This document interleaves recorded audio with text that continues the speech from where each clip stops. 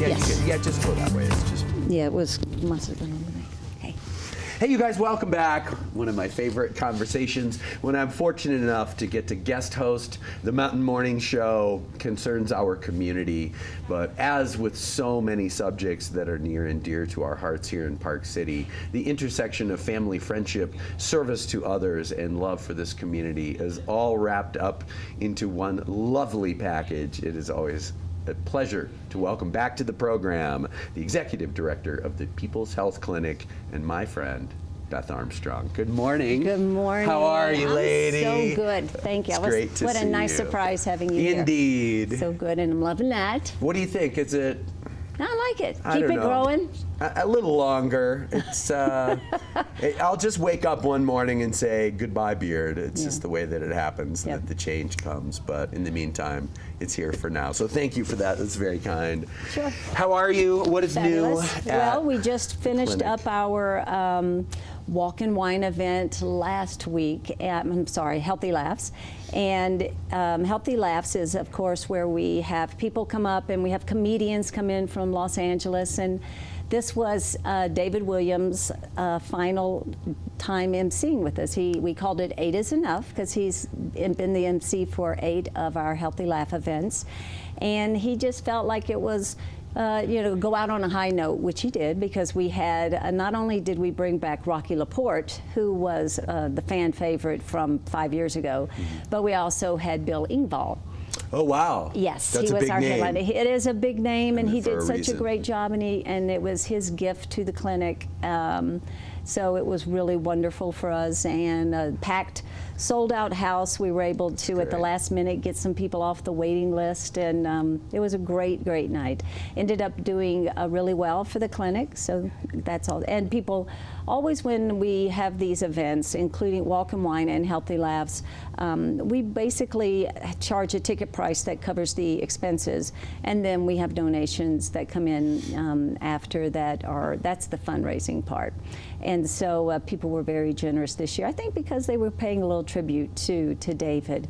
Nice. Yeah, just feeling like he had done so much, giving them so much joy. And there were people in the room that had been to all 8 of them. So it was a wonderful night. That's fantastic.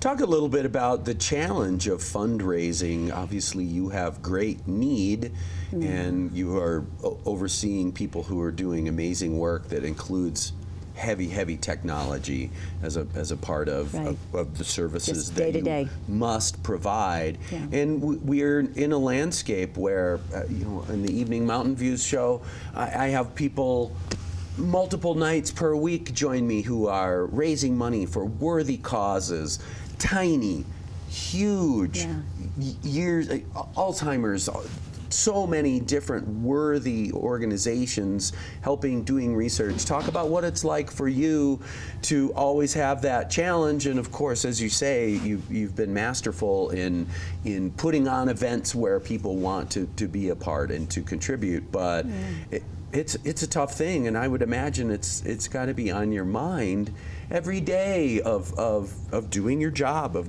going into the office and saying what's on my radar screen. Now, for me, it's what grant can I write today? Yeah. Just a recap, we are a nonprofit that provides health care for the uninsured in Summit and Wasatch County. And yes, there are uninsured people that live among us. Absolutely. It's those people who are the backbone and support this community in ways that you and I don't even understand, Absolutely. that are working 2 and 3 jobs. So we believe at the clinic what we do is providing quality, respect, and loving health care for those that deserve it as much as those who can afford it. Absolutely. And Dr. John Hanrahan, who was just acknowledged, he received the Tricia Worthington Award from the Park City Community Foundation last Thursday. One of those unsung heroes in the community. He really is the backbone. We feel like there are 2 People's Health Clinics. There's the clinic side, and then there's the fundraising business side of it. And we truly are a partnership in how we run the clinic, and it works wonderfully well, and the only thing that we're there for is to see patients, and the only way we can do that is with funding. We have no federal funding. That way we have no federal requirements. so we don't have to follow some of the regulations that some other clinics do. We don't bill anybody. It's when you walk in the door, it's a free service. So that is a blessing, and it's also challenging. Whenever we have an event, we don't have one of those big gala events like the NAC or Peace House or those other fabulous organizations in town. We do come at it on a different way. Although next year is our 20th anniversary being open, and we will have, because we are giving David at least a year off. Right. He thinks he's retiring. He's thinking he's retiring, but we'll see.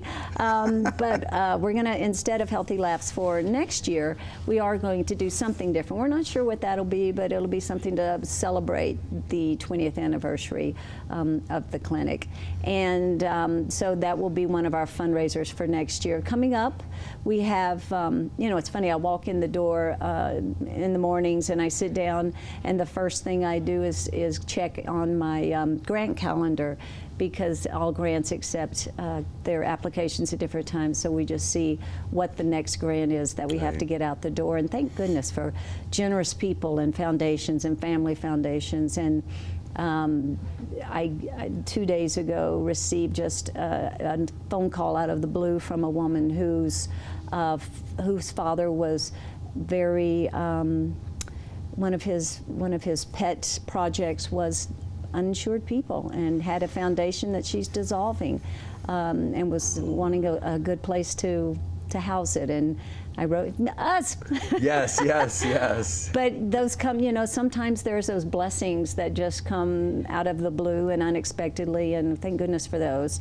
But then there's those ones like the Summit County grant and Park City grant and Wasatch County and Heber City, and the Park City Community Foundation grant. And we couldn't do what we do without Intermountain Healthcare and Vail Epic Promise, big players in the People's Health Clinic, as well as Stein Eriksen Chateau. They provide us a lot of support and backing, and the Marriott Daughters, and I could go on and on with there. It takes a true army of volunteers and donors to provide what we do. And if you've never been, then I'd love to have you come and take a tour of the clinic. And anybody else that's listening, just give me a call, 435-333-1850, and let me give you a tour of the clinic so you can see either where your money is going or where it could go, because it really is just compassionate and caring, a caring place for those people that are most vulnerable and need among us. And as you say, in our community here, they're our neighbors. Our neighbors, our friends, people who support us in so many ways. They do. And really great of you to